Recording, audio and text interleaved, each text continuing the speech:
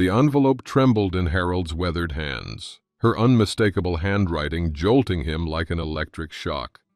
21 years of carefully rebuilt life threatened by crisp white paper on his kitchen table. He inhaled sharply, pot roast aroma from family dinner now soured by the intrusion. His fingers traced the unopened edge as memories flooded back. Rachel's first steps without a mother to witness, Jake's baseball games with empty bleacher spaces, Daniel's graduation questions about the woman in faded photos. Has someone who abandoned you suddenly returned? Share your story below, like if this betrayal resonates. Follow to see if Harold finds peace or renewed pain. The first line blurred as tears gathered. After all these years, I need to see you. Coffee grew cold beside him, the grandfather clock's steady ticking a mockery of time lost. One tear escaped, splashing onto her name, smudging the ink like she'd smudged their lives. Harold's shoulders curved inward as the first quiet sob escaped. Harold's weathered hands trembled as he stared at the pristine envelope on his desk. The handwriting, hers unmistakably, sent a jolt through his chest that nearly stopped his breath. 21 years since she'd walked away, leaving him alone with 3 small children, and now this crisp white intrusion into today's mail. The evening shadows lengthened across his study, filled with framed milestones she'd missed. Graduations, weddings, a grandbaby's christening last spring. His fingers hesitated over the envelope's edge, the grandfather clock in the corner measuring out seconds that suddenly felt precious, as if opening it might steal something he couldn't get back. Not now, he whispered, voice cracking slightly in the empty room. But his hands betrayed him, carefully breaking the seal as memories flooded back. Sunday dinners with Rachel helping at 8 years old, Jake's baseball games he'd rush to after double shifts, Daniel asking innocent questions about the woman in faded photographs. The first line blurred as tears gathered. After all these years, I need to see you. His coffee cup slipped, shattering against the hardwood floor.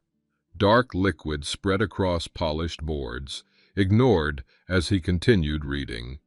Eric, the man she'd left them for, had died 6 months ago. Cancer. She was alone now, filled with regret, wanting to reconnect with the family she'd abandoned. Harold sank into his leather chair, the familiar creak a strange comfort as his world tilted. One tear escaped, then another, tracking down lined cheeks that had weathered 2 decades of single parenthood. His chest tightened, a quiet sob escaping before he could catch it. "Ain't right," he murmured, the colloquialism of his youth slipping out in distress. "Ain't right to come back now." His hand reached for the family photo taken at Christmas, all 3 children, successful adults now, gathered around him. His finger traced each face, lingering on Rachel's smile, so like her mother's, though she'd hate the comparison. The glass reflected his own face, dignified despite the tears, gray hair, and weathered skin, marking years she hadn't shared. A drop fell on the letter, smudging her signature. Harold blinked, wiping his eyes with the back of his hand. The smudge caught his attention, something odd about how the ink ran. His mechanic's eye, retired 15 years now, but still precise, noticed the peculiarity. The signature looked different from the handwriting above, as if. He examined it closer, suspicion cutting through grief. Why now, after all this time? What did she really want? A soft knock at the front door startled him. Harold glanced at the clock. Nearly 8. Too late for casual visitors. He slipped the letter into his desk drawer, composing himself with a deep breath.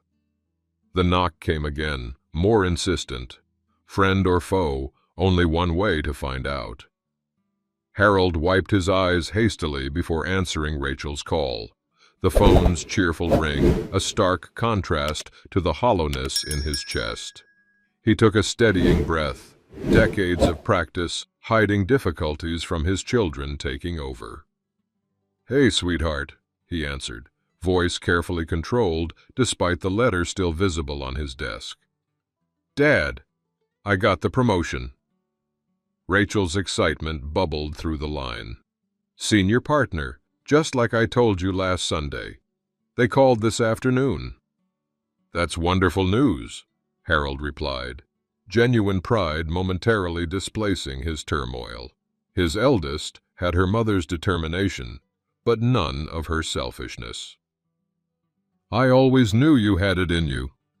He half listened as Rachel detailed the office politics she'd navigated, his eyes fixed on the envelope's edge, peeking from beneath the scattered papers.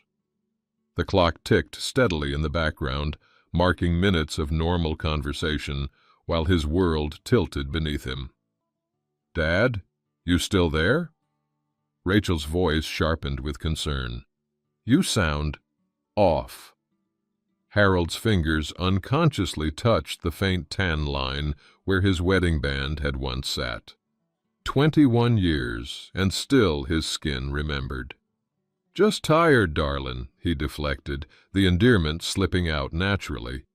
"These old bones don't recover like they used to." "You sure that's all?"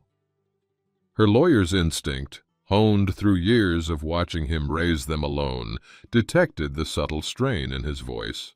"Course I am. Tell me more about that corner office they promised." After ending the call with assurances about Sunday dinner, Harold exhaled slowly, shoulders sagging with released tension. And he reread the letter more carefully, noticing details missed in his initial shock. Margaret included a photo, their old family portrait from before she left.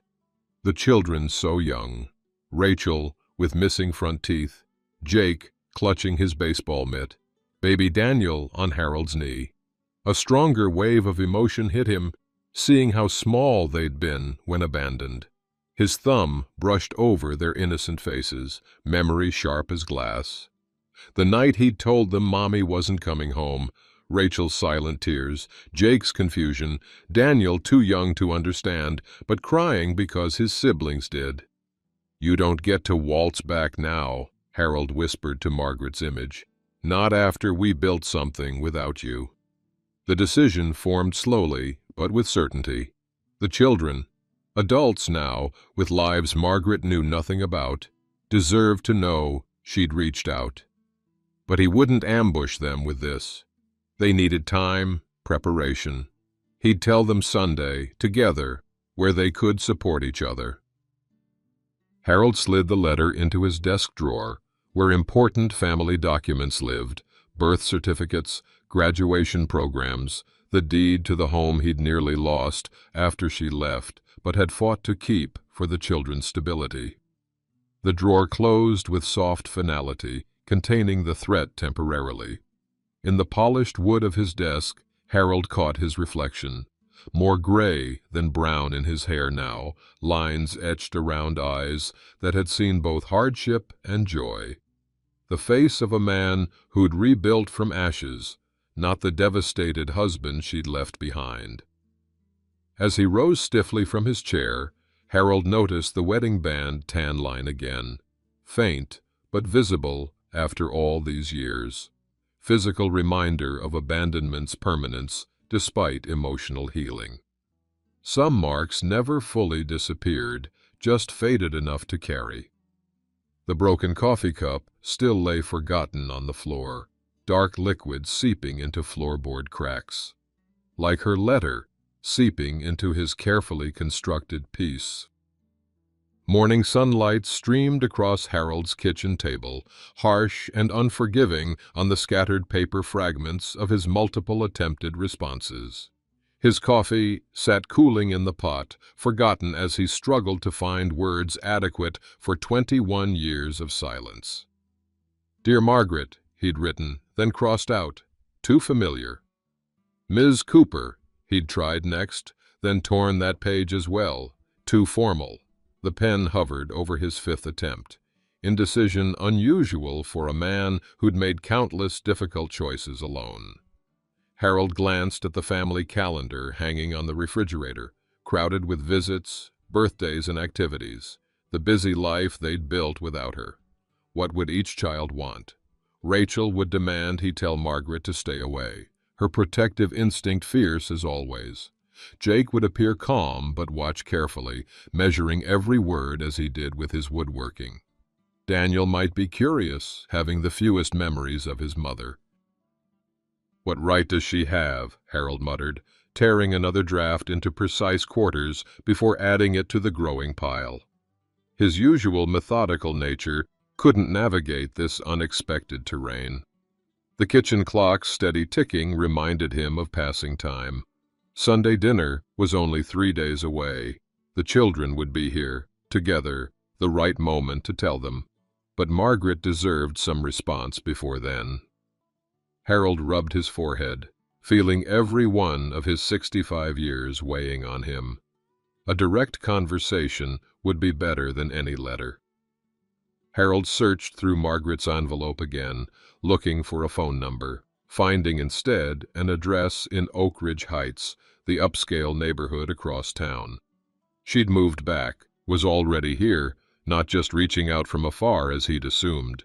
The discovery sent another jolt through him. She was close, perhaps had been for weeks. Had she seen the children without their knowledge, watched them from a distance? The thought made his jaw tighten. Harold reached for his car keys, deciding to drive to the address, speak with her at a neutral location where he could maintain control of the situation. Better to handle this directly than let it fester until Sunday. He'd never been one to postpone difficult tasks. The familiar weight of the keys in his palm brought a moment of steadiness. He'd face this, like he'd faced everything since she left, with dignity and the strength he'd discovered only after being abandoned with 3 small children. "One step at a time, old man," he told himself, standing straighter despite the anxiety tightening his chest. The doorbell's unexpected chime froze him mid-motion. Harold glanced at the clock. Barely 11, too early for package deliveries or neighborhood children selling fundraiser items. His heart quickened as he moved toward the entryway, colored light from the stained glass door panels dancing across the hardwood floor. Through the decorative glass, he could make out a woman's silhouette. Something in the posture, the way she shifted her weight slightly, familiar despite the decades, made his breath catch. Harold paused, hand on the doorknob, allowing himself one final moment of peace before opening the door to his past. He squared his shoulders, jaw set with determination. The knob turned under his grip, the door swinging open to reveal Margaret standing on his porch, 21 years older, but unmistakable, clutching her purse with nervous fingers, a small suitcase resting beside her feet. "Hello, Harold," she said softly, her voice both strange and hauntingly familiar. "I know I should have called first." For a long moment, they simply stared at each other across the threshold. Harold took in the changes 21 years had wrought. Gray threaded through her once auburn hair, fine lines around eyes that had once laughed so easily, an uncertainty in her posture that the Margaret he'd known never displayed. "May I come in?" she finally asked, breaking the heavy silence. Harold stepped back wordlessly, a reluctant invitation into the home she'd abandoned. He led her to the living room, a space she'd never seen, redecorated years ago to erase her lingering presence. Family photos covered the walls, a visual timeline of milestones she'd missed. Graduations, weddings, holidays, the birth of Rachel's daughter last year. Margaret perched on the edge of the sofa while Harold settled into his armchair, deliberately maintaining distance between them. He noticed her eyes darting to the photographs, registering each absence in her life. "Coffee?" he offered, more from ingrained politeness than hospitality. "Please," she nodded, hands fidgeting with her purse strap. A herald returned from the kitchen with 2 mugs, setting hers on the coffee table between them. The barrier felt necessary, symbolic. "I got your letter," he said unnecessarily, his voice steady despite the turmoil beneath. Margaret nodded, eyes lowering briefly. "I wasn't sure you'd read it, or if you'd still be here." "Where else would I be?" The question came out sharper than intended. This was our children's home. Someone needed to keep it for them. She flinched slightly at the emphasis on our children and the implied accusation. "Eric died 6 months ago," she began, the rehearsed quality of her words suggesting she'd practiced this conversation many times. "Pancreatic cancer. It was quick at the end." Harold's face remained impassive. "I'm sorry for your loss." The words were automatic, devoid of emotion. After he was gone, I started thinking about everything, the choices I made. Her voice trembled slightly. "The biggest mistake of my life was leaving you and the children." Harold watched her nervous hands constantly moving, adjusting her hair, straightening her skirt, touching her necklace. His own remained perfectly still on the armrests of his chair, a study in contrasts. 21 years is a long time for regret, Margaret." "I know." Tears gathered in her eyes. "I know it's selfish to come back now. But I had to try. I've missed so much of their lives." "Your choice," Harold interrupted, the words firm but not cruel. "You chose to miss those years." "I did." A tear slipped down her cheek. "And I can never get them back. But maybe I could know them now, as adults, get to see the people they've become." Harold looked at the family photo taken last Christmas. "They've become remarkable people, no thanks to your absence." "I'm sure that's because of you," she offered, attempting a connection. "It's because of who they are. Their own strength." Harold's gaze returned to her, direct and unwavering. "What exactly do you want, Margaret?" She took a shaky breath. "To meet them, to apologize, to see if there's any possibility of some kind of relationship." "That's not my decision to make," Harold said, after a long pause. "They're adults now." Hope flickered across her face. "Then you'll tell them I'm here? That I want to see them?" "I'll tell them," he agreed. "But I won't influence their choice either way." "And what about us, Harold?" Margaret asked, hesitantly. "Is there any chance?" "There is no us," he interrupted, voice gentler than his words. "I don't hate you anymore, Margaret. I don't love you either. I feel nothing." The finality in his tone seemed to hit her harder than anger would have. Her shoulders slumped slightly. "I've rented an apartment in Oak Ridge Heights," she said, after composing herself. "I'll be staying for a while, regardless of what happens today. Here's my number." She placed a card on the coffee table. Harold nodded once, acknowledging the information without commitment. "They're not your children anymore, Margaret," he said quietly. "They're adults who don't know you. Remember that, whatever you're hoping for." Margaret wiped a tear, nodding. "When will you tell them?" "Sunday. They come for dinner every week." "Another tradition I've missed," she whispered, almost to herself.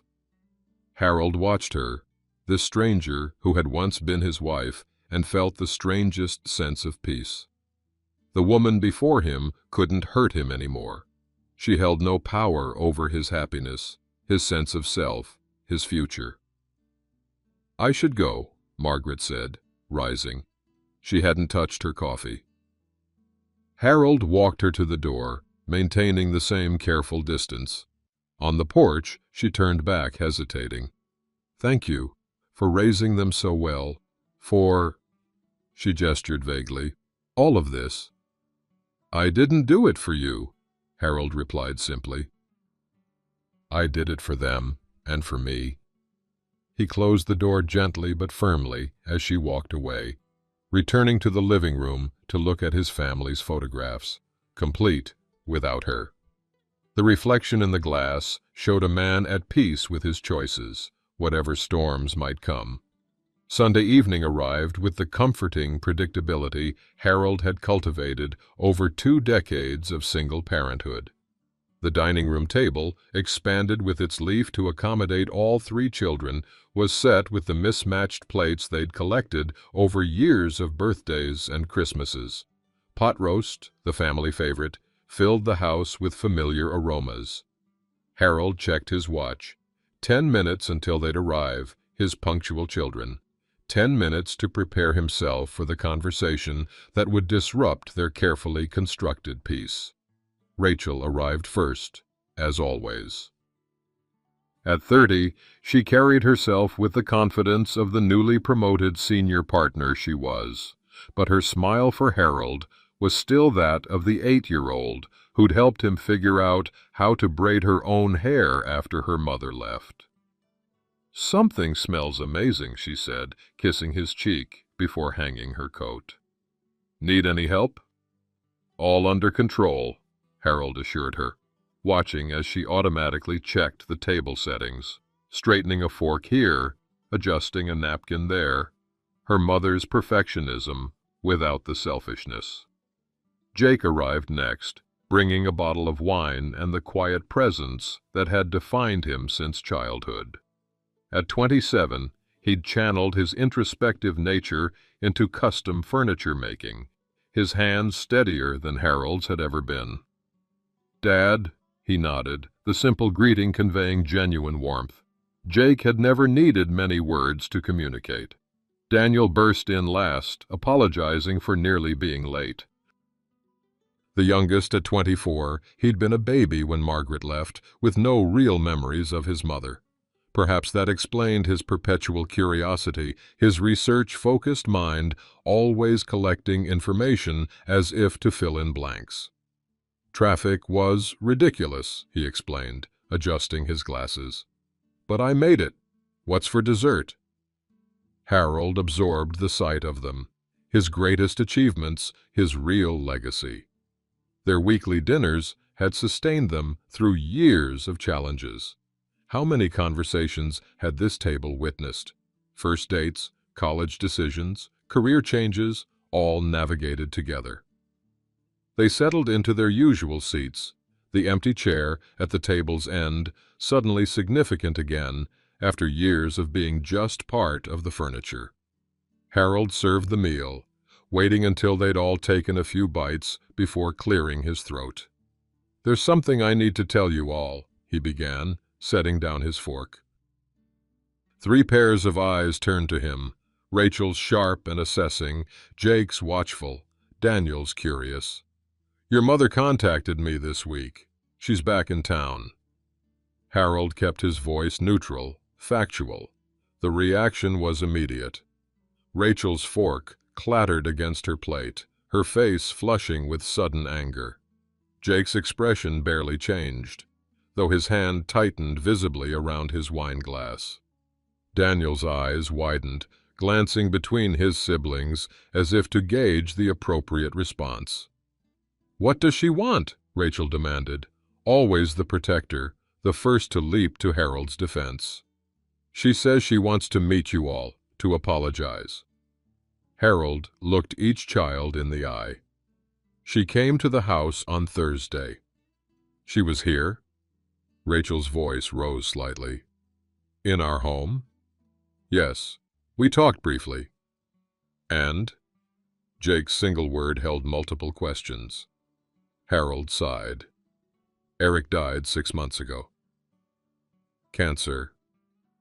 "She says she regrets leaving, wants to reconnect with you 3. "After 21 years?" Rachel scoffed. "That's convenient. Her replacement husband dies, so she remembers she has a family?" "Rachel," Harold said gently, "no, Dad. She abandoned us. All of us." Rachel's protective anger had always been her way of processing pain. She doesn't get to waltz back in because she's lonely now. What did you tell her? Daniel asked, his researcher's mind seeking data. That it wasn't my decision to make. You're adults now. Each of you gets to decide for yourselves whether you want to see her. An uncomfortable silence fell over the table. Half-eaten food grew cold as the implications settled. Are you considering it? Rachel asked her father directly. Harold shook his head. There's nothing there for me anymore. But this isn't about me. Of course it is, Rachel insisted. She hurt you worst of all. You were 8 when she left, Rachel. You remember her? You remember the before and after. That's its own kind of hurt. Rachel's eyes glistened, rare vulnerability showing through her composed exterior. I remember you working 2 jobs. I remember you learning to French braid my hair from a library book. Jake set down his glass carefully. Does she know about Lily? He asked, referring to Rachel's infant daughter. Harold shook his head. I didn't share any details of your lives. Good, Rachel said firmly. She doesn't deserve to know my daughter. I'd like to meet her, Daniel said suddenly, surprising everyone. Rachel turned to him, incredulous. Why would you want that? Because I don't remember her at all. She's just a concept to me, a blank space. Daniel shrugged. I'm curious. She doesn't deserve your curiosity, Rachel snapped. Maybe not, Daniel acknowledged, but I'd still like to know who she is. Jake, who had remained mostly silent, finally spoke. I've already met her.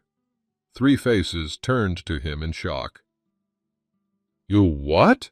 Rachel nearly shouted. When? Last week. She approached me outside my workshop. Jake's calm seemed to irritate Rachel further. She recognized me from my website photos. And you didn't think to tell us? Rachel demanded. I was processing it, Jake replied simply.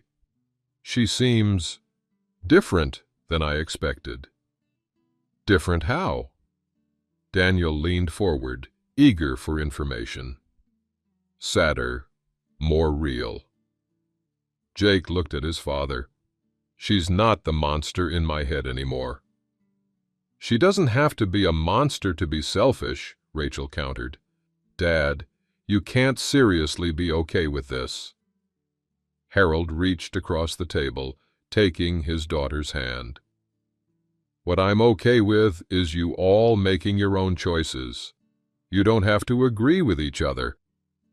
Rachel pulled her hand away, pushing her chair back. This is insane. After everything she put us through, put you through, we're actually considering letting her back in? No one's letting anyone in automatically, Harold said steadily. But shutting the door without hearing her out is your choice to make, not mine to make for you.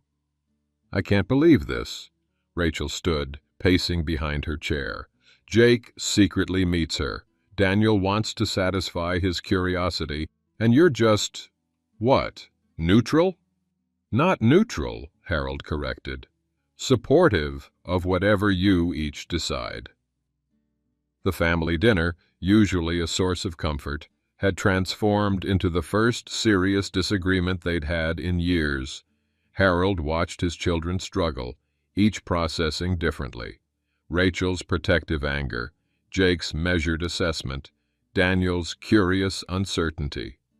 I think we should meet her together, Daniel suggested, as a family, united front. Jake nodded slowly. I could do that. Rachel stared at them both, then at her father. And if I don't want to? Then you don't, Harold said simply. No one will force you, Rachel. She leaned on her chair, conflict visible on her face. Family loyalty warred with righteous anger. If I agreed to one meeting, it would only be to make sure she understands what she did to us. To you. Harold nodded, accepting her terms without judgment. "I still don't understand how you can be so calm about this," she said to her father. "I've had 21 years to make peace with what happened," Harold replied. "And I discovered something when she showed up at the door." "What's that?" Daniel asked. "That she can't hurt me anymore." Harold looked at each of his children. "My happiness doesn't depend on her in any way. Neither does my sense of who I am." The simple truth landed heavily in the room. Rachel's eyes filled with tears, not of sadness, but recognition. She'd spent a lifetime defending her father, perhaps not realizing he'd found his own strength long ago. "You're adults now," Harold continued. "This is your choice to make." Has a long-absent person tried to re-enter your life? Comment your experience below, like if this family's struggle resonates with you, follow to see how they navigate this impossible situation together. The tension in the room gradually shifted. Though dinner was forgotten, something else was happening. The family was processing together, as they always had. Different perspectives, different reactions, but still connected. "One meeting," Rachel finally conceded. "Together. And then I decide if there's ever a second one." Harold nodded, proud of her for finding her own way through the conflict. Proud of all of them. "When?" Daniel asked. "I'll call her tomorrow," Harold said. "You three decide when you're ready." As the conversation continued, plans forming, and boundaries being set, Harold observed his children with quiet satisfaction. Whatever happened with Margaret, these three remarkable adults would be okay. They had each other. They had him. The family they'd built without her was strong enough to face whatever came next. Rachel paced her apartment that night, unable to sleep.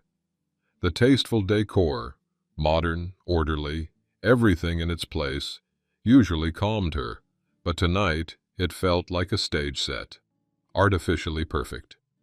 She opened the bottom drawer of her desk, removing a worn shoebox she rarely acknowledged. Inside lay childhood mementos, report cards her father had proudly displayed, softball trophies, and a few yellowed photographs from before. Rachel lifted one, a family picnic, her mother's arm around her small shoulders. She was missing her front teeth, grinning widely.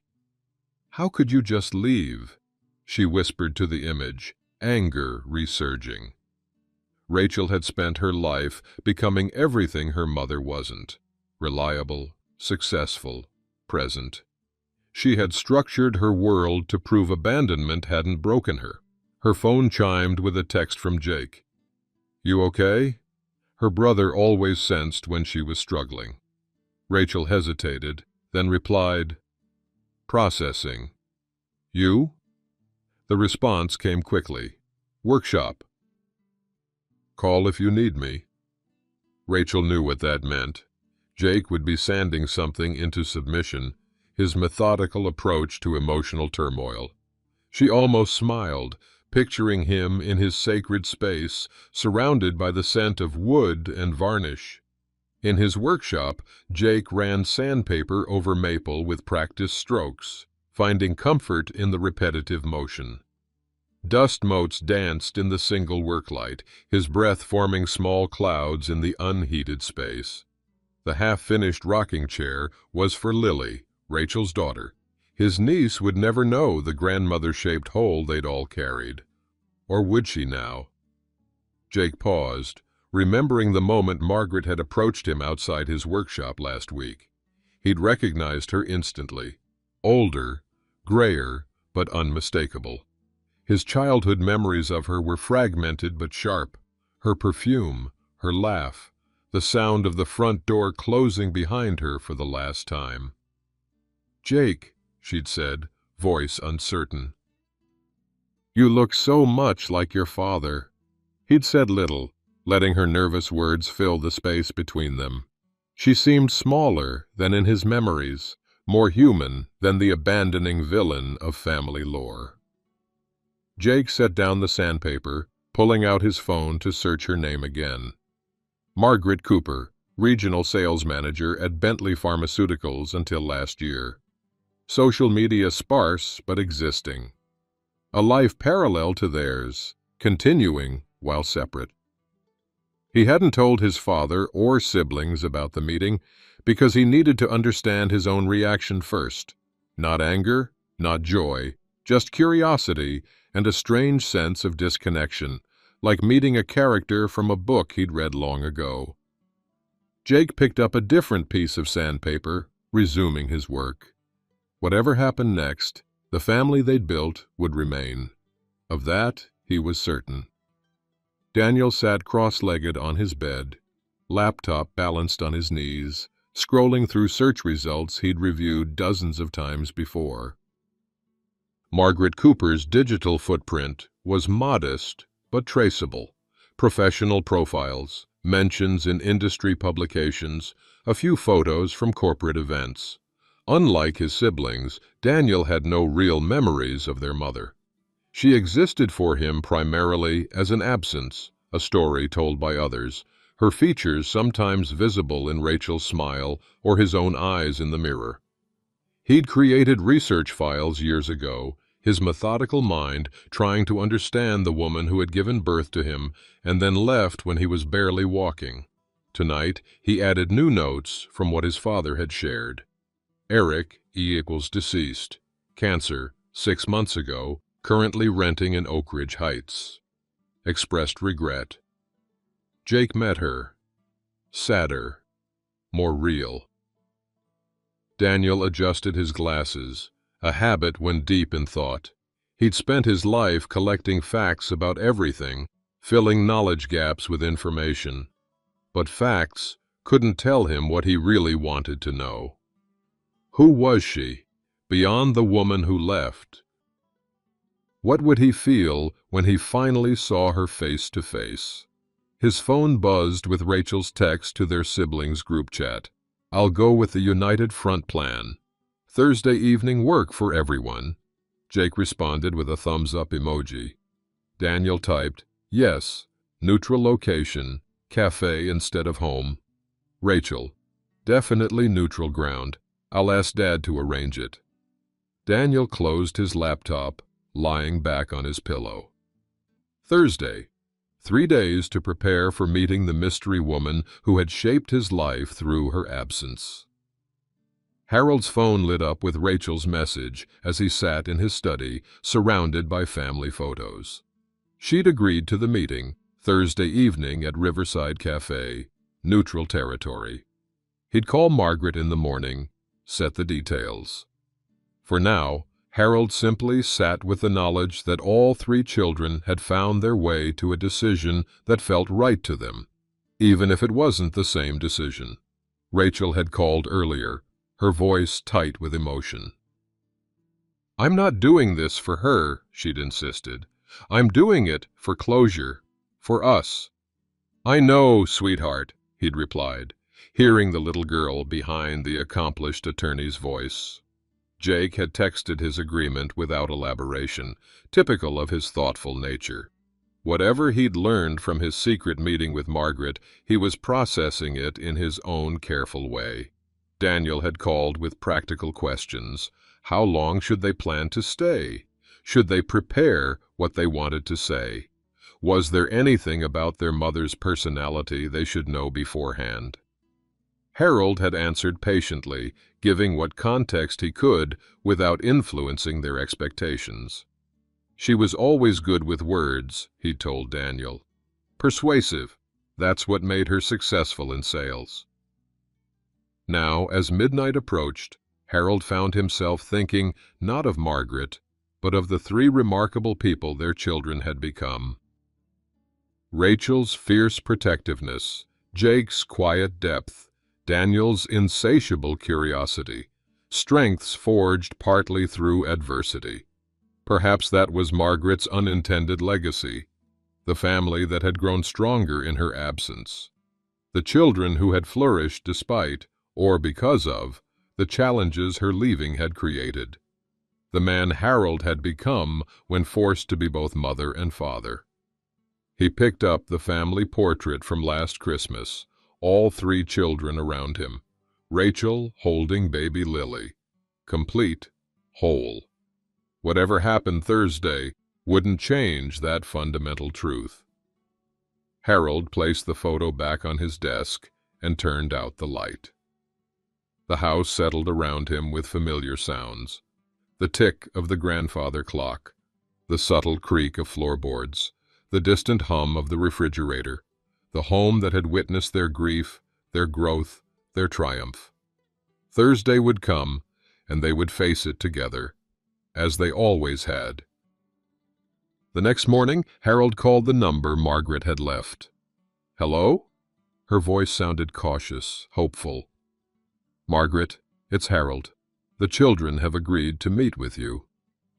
A sharp intake of breath. "All of them?" "Yes.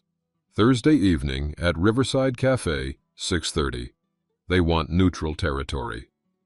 "Of course, whatever they're comfortable with," she said quickly. "Thank you, Harold. I know you didn't have to."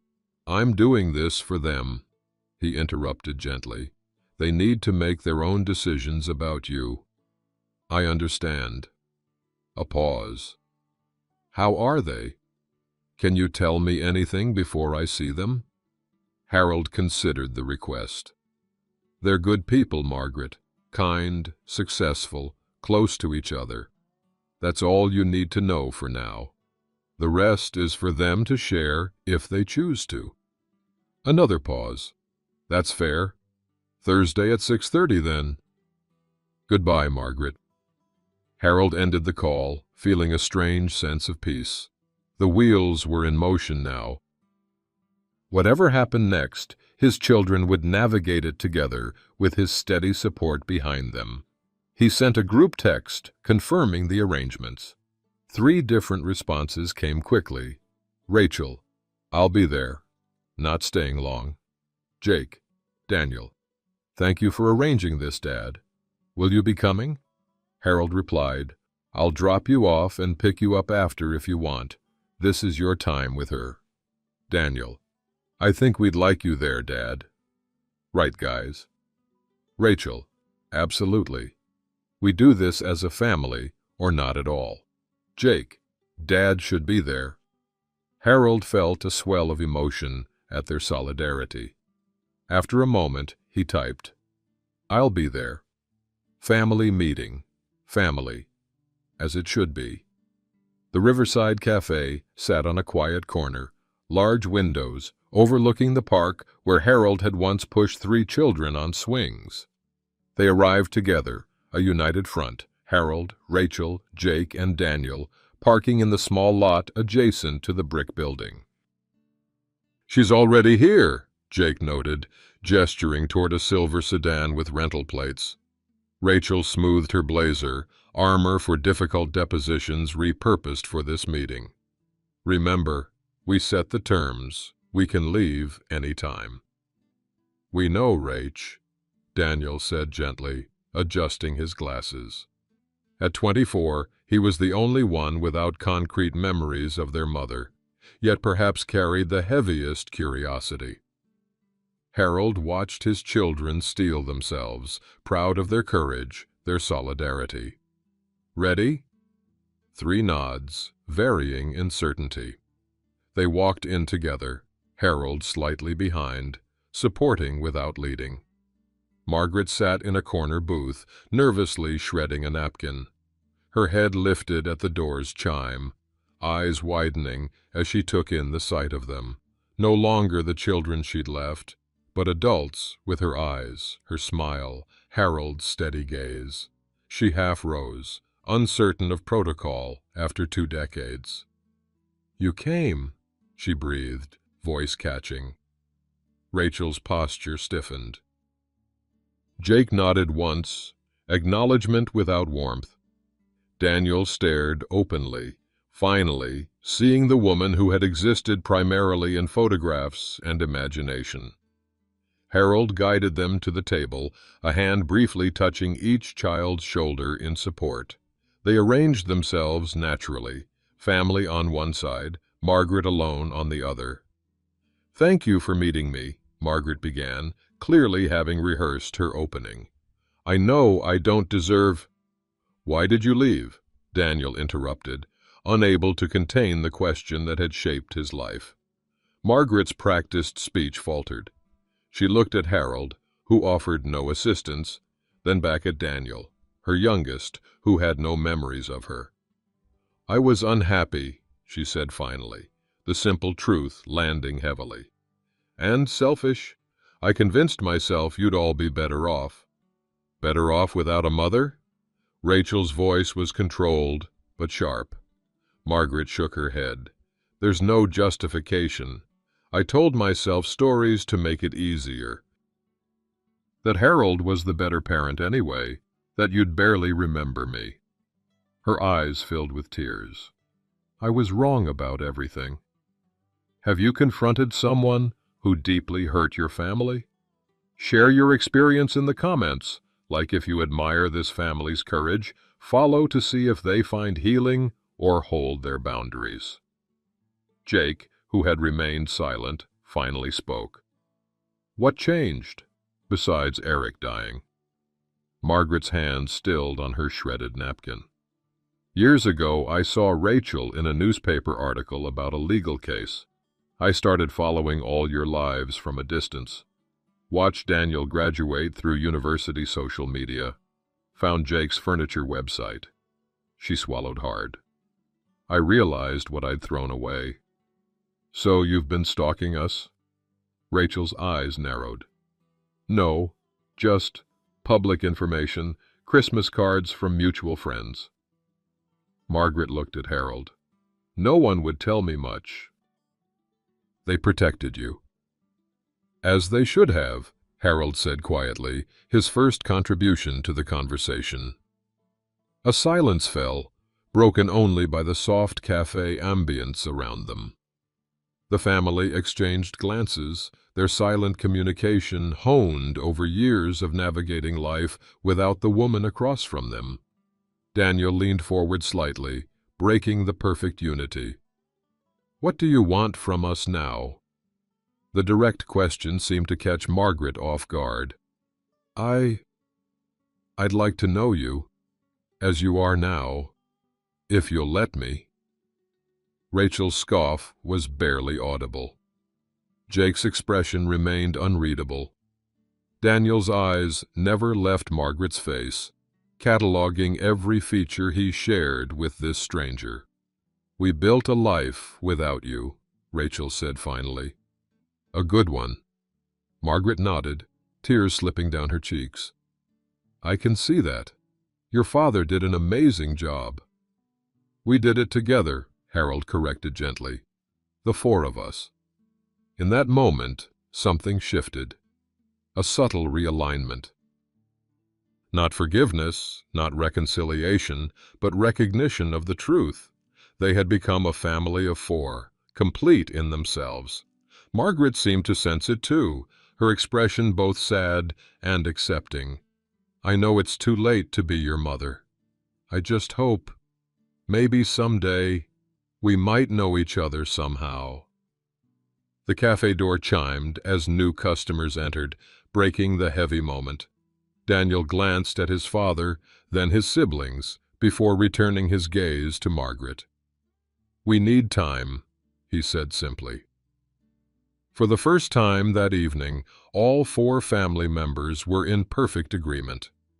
Rachel broke the silence first, years of courtroom experience making her comfortable with difficult confrontations. "I remember everything," she said, voice steady despite the emotion beneath. "I remember the day you left. Dad trying to explain where you'd gone, making mac and cheese for dinner because he didn't know what else to cook." Margaret flinched, but held Rachel's gaze.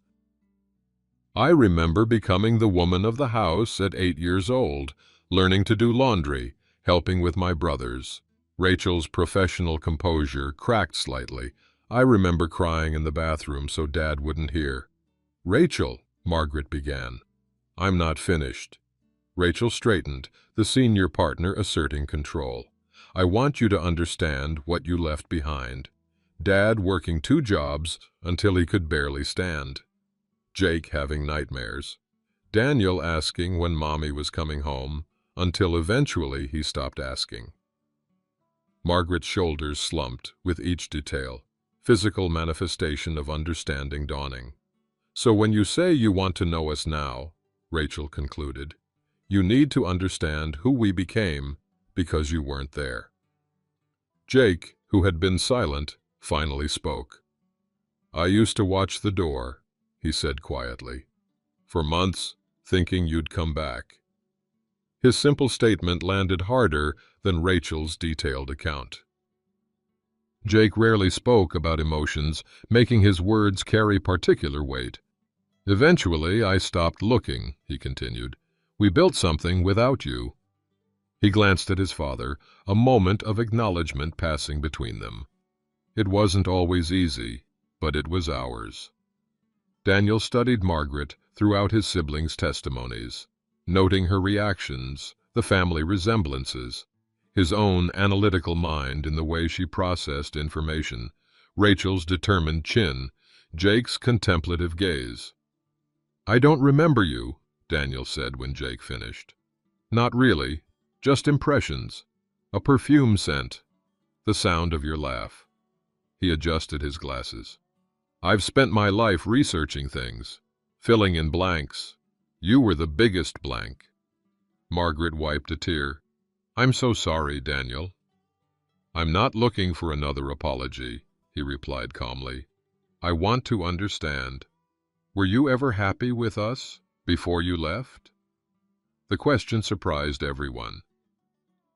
Even Harold looked at his youngest with newfound appreciation for his insight. Margaret hesitated, then nodded slowly. "Yes. When you were born, Daniel.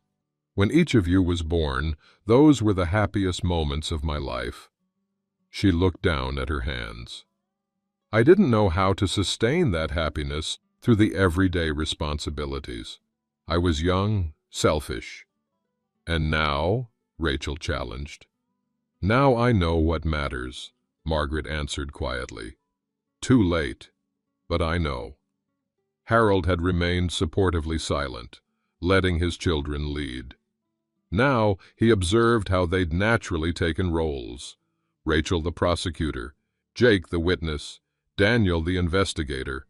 They needed no protection from him anymore. "What do you want from us now?" Rachel asked, echoing Daniel's earlier question, but with more edge. "Really? The truth?" Margaret took a deep breath. "A chance, not to be your mother again. I know that's impossible, but to know who you've become, to be something. Anything you're willing to allow." Silence fell again. The cafe had emptied around them, their intense conversation creating a bubble no one wanted to disturb. Jake finally broke it. "I could meet for coffee, occasionally." Daniel nodded. "I have questions, things I'd like to know about you, about your side of the family." Rachel remained rigid, unconvinced. "I have a daughter now, Lily. She has all the family she needs." "I understand," Margaret whispered, new pain crossing her features at the grandchild she hadn't known existed. Rachel leaned forward. "If, and this is a big if, I ever decide you can meet her, it would be as a friend of the family. Nothing more."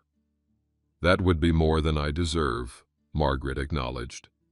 As the conversation continued, Harold watched his children assert their boundaries, speak their truths, make individual choices that honored their own needs rather than any sense of obligation. The pride he felt nearly overwhelmed him. They had done this together, raised children who could face the person who had hurt them most and speak with dignity, with clarity, with self-knowledge. Whatever happened next, that achievement remained. "We should go," Rachel finally said, checking her watch. "Lily's babysitter needs to get home." They rose together, family unit still intact, despite the emotional earthquake of the evening. Margaret remained seated, understanding the distance still between them. "Thank you," she said simply, "for hearing me out." Harold nodded once, acknowledging what remained unspoken, that they had given her more than she had right to expect, less than she might have hoped for. Outside, under the cafe's awning, the family paused, processing together as they always had. "You okay?" Harold asked softly, looking at each child in turn. 3 different expressions, 3 different journeys, but all nodded. "We did it," Daniel said, a small smile forming. Together. And in that moment, Harold knew with absolute certainty they would be all right. The living room hummed with familiar energy as Harold watched his children process the evening. They'd returned to the family home instinctively, their safe harbor after emotional storms since childhood. Rachel paced near the fireplace, heels discarded, lawyer's mind cataloging the encounter. "I didn't expect to feel anything," she admitted. "But seeing her face when I mentioned Lily—" She shook her head, conflicted. Jake sat quietly, fingers tracing wood-grain patterns on the coffee table he'd crafted for Harold's birthday 3 years ago. "She's just a person," he observed. "Not the villain or the saint we built in our heads. Just someone who made a terrible choice." Daniel leaned forward from his perch on the armchair. "I'm glad we went. Even if nothing comes from it, I needed to see her. To make her real." Harold absorbed their reflections, these adults who had once been wounded children. The meeting had changed something subtle yet fundamental, not erasing the pain of abandonment, but perhaps relocating it from center stage to the periphery of their identities. "What will you each do now?" he asked gently. Rachel sighed, the armor of anger softening slightly. "I'm not ready for regular contact. Maybe someday, but not now." She looked at her father. "Is that okay?" "Of course it is," Harold assured her. "This isn't about what I want." "But what do you want, Dad?" Daniel asked, perceptive as always. Harold considered the question carefully. "I want what I've always wanted. For you 3 to be happy, to feel secure in who you are. Whatever decisions help that happen are the right ones." Jake nodded, appreciating the simple truth. "I'll probably meet her for coffee next month. No rush." "I'm going to email her," Daniel decided. "I have family history questions. Medical stuff, too, for practical reasons." Rachel watched her brothers with grudging acceptance. "We don't have to make the same choice," she realized aloud. "No," Harold agreed. "You never did. Remember when Jake chose trade school while you and Daniel went to university? Different paths, same support." The reminder brought small smiles, the family history they shared more meaningful than the one they'd lost. Later, after his children had departed with hugs tighter than usual, Harold returned to his study. The letter that had started everything still rested in his desk drawer. Beside it lay the old family photo Margaret had enclosed. Harold opened the bottom drawer, removing a wooden box that held important mementos: Daniel's first drawing, Jake's woodshop ribbon, Rachel's law school acceptance letter. After a moment's contemplation, he placed Margaret's letter and photo inside, neither destroying them nor displaying them, simply acknowledging their place in a past that had shaped but no longer defined their present. Closing the box, Harold straightened the current family portrait on his desk, all 3 children around him at Rachel's wedding, their closeness evident in relaxed smiles and comfortable postures. No empty spaces, no missing pieces, complete in themselves.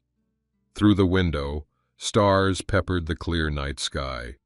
Harold felt a profound peace settle over him. not the temporary relief of a crisis averted, but the enduring tranquility of a life well lived despite its unexpected turns.